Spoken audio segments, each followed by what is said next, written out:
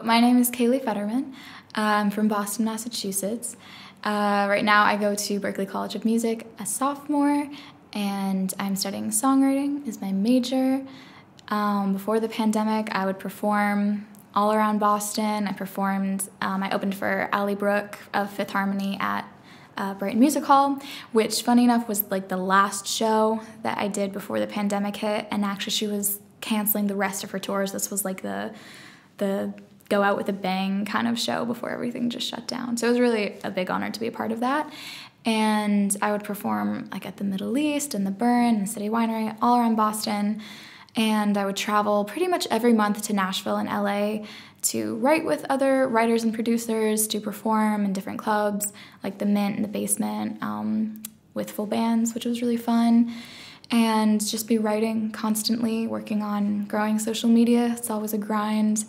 And yeah, just kind of taking it all in. It's a big journey. I started music when I was probably 9 or 10. I started taking voice lessons when I was like 12 or 13 because you're not supposed to take voice lessons too early because your voice is still developing. So you're supposed to wait until you're like a preteen. So that's when I started voice lessons. I taught myself guitar also around the same time, around like 11, 12. And I just kind of looked on YouTube. YouTube was my teacher, and I would look up chords and how to play different songs. I think my first song was, I'm blanking on the name of it, but it's that really fun Pat Benatar song, because it was like just 2 chords, and it was really easy. And then I started doing a lot of choirs in school. I started to do theater, and then I realized theater's not really what I want to be doing. I want to be doing more of the singer-songwriter thing, so I kind of switched gears in high school to do more of that, but I still did choir for 3 years, and then I started to take more music theory classes, and I struggle a lot with music theory because I'm very dyslexic, so there's a lot of like tension between me and music theory, but the classes at Berklee are very helpful and the teachers are very helpful, so it's gotten a little bit easier. But I did some music theory classes in high school, and then I also started to take classical voice lessons because it's just another way of learning how to use your voice, and it strengthens your head voice. So I did that for about 2 years, and then I continued with my contemporary voice teacher for about 7 years. So I'll Follow, I wrote 3 years ago, actually. And it was a completely different song. Like, it was completely different words. I did it as a demo with this guy in LA. We would FaceTime back and forth. He was someone who was the roommate of someone who engineered and produced my very first EP when I was like 15. So that was kind of like a weird connection, but it was fun. And so he would be in LA and I'd be in Boston, and we would just FaceTime, and he created a track, and then I think I had the song, and then he kind of built a small like demo track around it, and then I wrote lyrics to it, and then I realized I need to completely redo these lyrics because they did not make sense. I was still early in the songwriting journey, so I was actually in Boston. I was doing a summer program at Berklee, and I sat at one of the cafes that's on Boylston Street, and I just rewrote the entire song in like 10 minutes, which is basically the song that you hear now, except for a couple different parts. And then I recorded it at a studio here, sent the guy the stems, and then he put everything together. And then I got it back, and then I just kind of held on to it for like a year and a half, and I was like, all right, this is like a fun song, but it's like, I don't know what to do with it. It's just a demo, you know? And then I ended up going to Nashville, because I started to go to Nashville a lot, and I sent it to someone who, how did I meet him? He was a friend of my mom's friend. It's like one of those like really far out weird connections.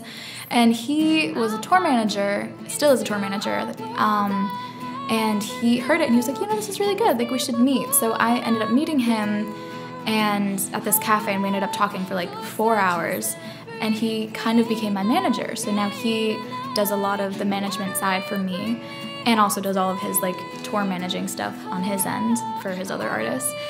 And he really liked the song, so he was like, we have to release this song. And I was like, okay. So then we finally got to basically August, or no, like May, August, between May and August, that timeline.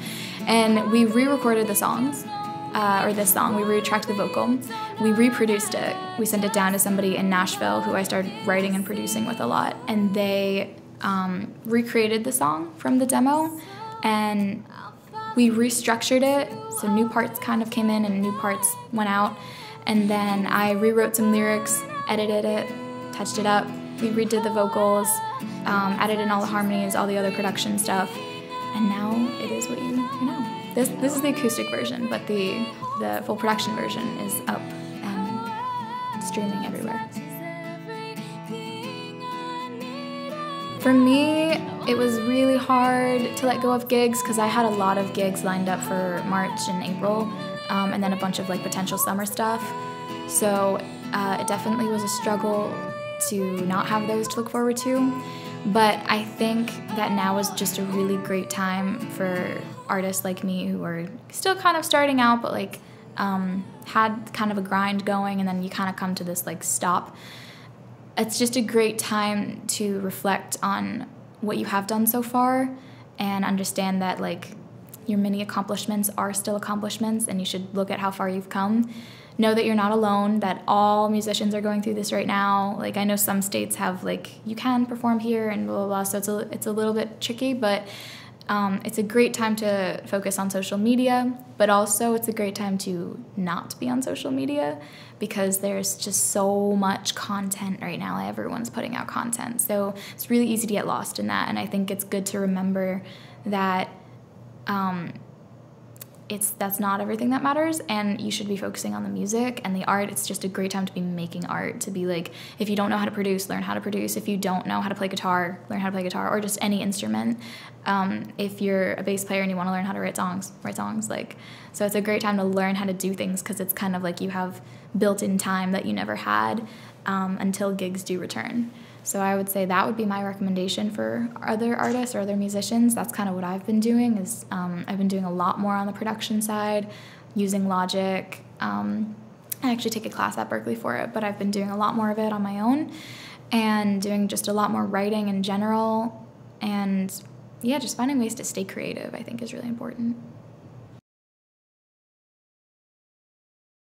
Right now, I have a lot of things kind of in the works. So I have another single probably coming out end of December, and then another one probably end of January. And then we're having an EP release in April, mid-April, May, early May, so around then. And we're gonna do a lot of different projects for it. We'll do a couple lyric videos, we'll do a couple like mini music videos. A lot of content from me consists of just like fun, kind of casual stuff that's like on brand, but very like kind of down to earthy. So there'll be a lot of that kind of stuff happening. There is some potential touring. It kind of just depends on what's going on. If things are opening up here, then I'll be performing around here. I do plan on going back to Nashville and LA to do a lot more writing and producing and gigging if it's safe and if it's okay and if people can come out. There is a potential tour that I might get on for a, what's it called, like a parking lot tour. So there might be something in the works there.